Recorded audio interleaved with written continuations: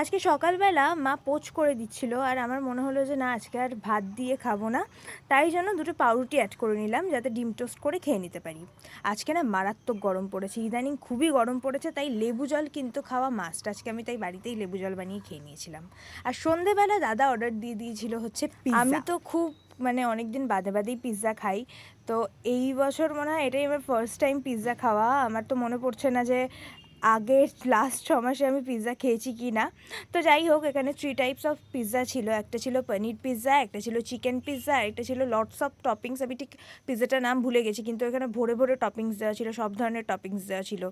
আর ছোটোবেলায় না আমি ভাবতাম যে, ছোটোবেলায় বলবো না, কিছু বছর আগেও আমি ভাবতাম যে আমি ফুড ব্লগিং করব, কিন্তু তারপর দেখলাম যে না, এমনিতেই এত খাই, তারপর ফুড ব্লগিংয়ের জন্য আরও বেশি খেতে হবে, তার থেকে থাক।